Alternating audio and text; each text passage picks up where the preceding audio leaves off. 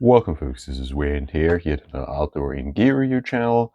Today we have a look at the Wurkkos TD11. This is not the full review. We just try to figure out how it is that water got into the cob area of my Wurkkos TD11. We try to figure out whether this is a quality control issue, some kind of design flaw, and also if we can fix it. So first we have to get rid of this shroud. So after unscrewing, you just put your fingernail in here and pull it straight off.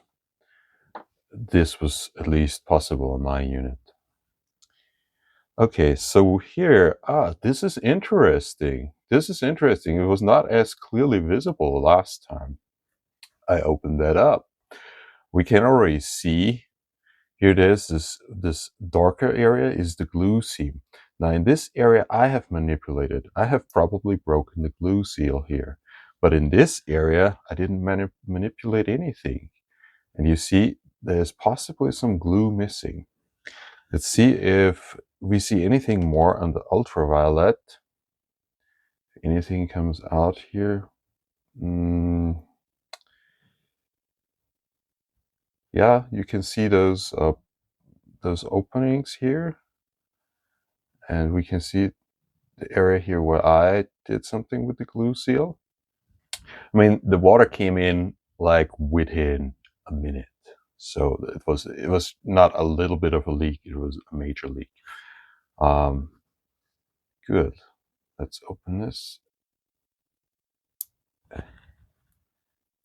Yeah, I can already hear the glue breaking, the seal breaking.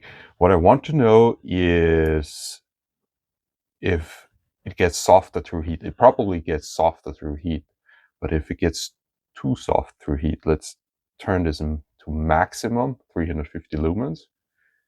It's pretty light, by the way. I really like this flashlight. I did a full review, and then at the end of the review I did the water resistance testing, and then the problem came up.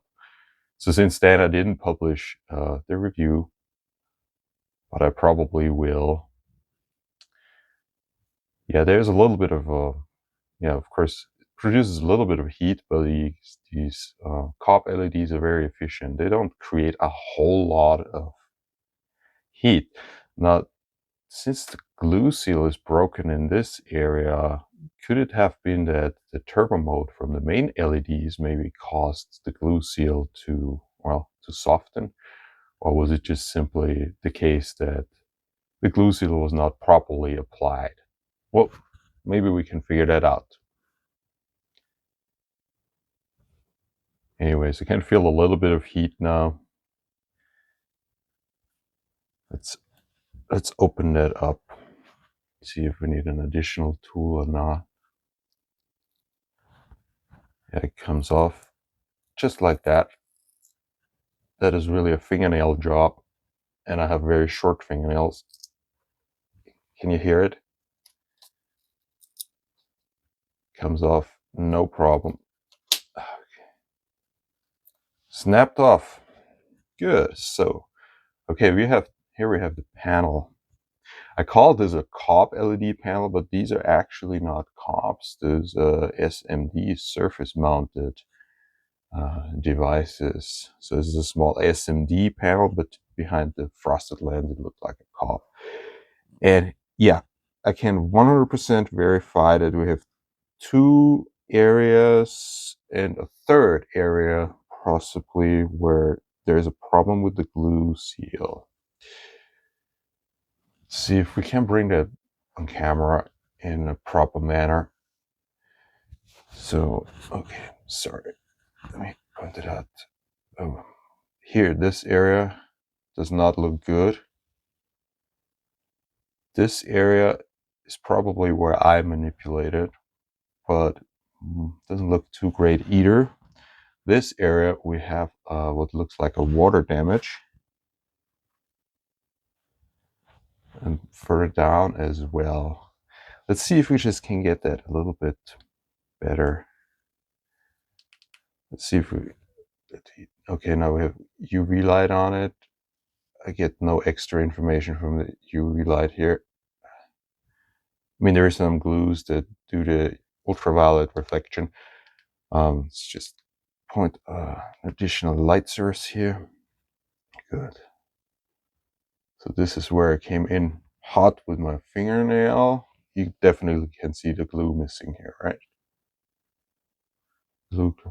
Okay, then we have a glue seam. Yeah, this area here, you see right here in the hot spot. I didn't do anything with the fingernail here. This is possibly where the water came in. This area right here. I don't see any glue applied. Down here, it looks like there is glue. Now, if you look at the build of that whole thing, okay, so that's interesting. So we have those little inseams here. I can totally feel them with my finger. With those little inseams. And it's almost like you could add a regular rubber gasket or something like that. But instead, glue was used. So you have those inseams here. Yeah. And the frosted lens does not have corresponding inseams. Yeah, you see a little bit of the damage and residue from the water ingress on the lens.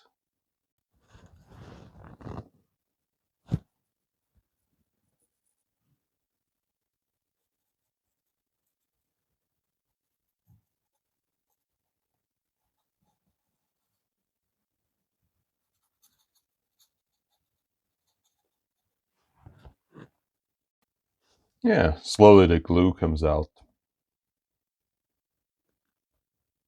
And you still can see those two areas with the problem, even the third area here. I think if I think more about it, I think that area already had originally a problem. It was not my fingernail. But these areas for sure are factory original.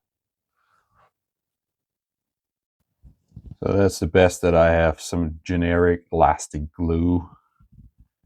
And with the consistency that reminds me of the original glue, I just put it in a syringe and, well, let's hope I can apply it somehow decently and create a seal. So I have filled up this little rim or nut with, yeah, this little cutout with glue. Well, should be a complete seal. We'll see. Yeah, that's how that looks. I have to wait till it hardens. So, well, I know it doesn't look very good, but I added some extra glue behind the shroud. Just have to clean it off. For me, this flashlight is a user. You know, I'm gonna use this thing up within the next couple of years anyways. So if it doesn't look as good anymore, I don't mind it. For me, it's not a collector's item. Yeah, I'll see if the glue that I added can withstand the heat, or if it starts to smoke or smell. We'll see. I just don't know. I'll end the video here. I'll give you updates in a comment that I pin underneath the video. Okay, so if you want those questions answered regarding heat and water resistance, if my improvisation actually worked, then please look to the pinned comment. Well, this is Wear and Tear, over and out.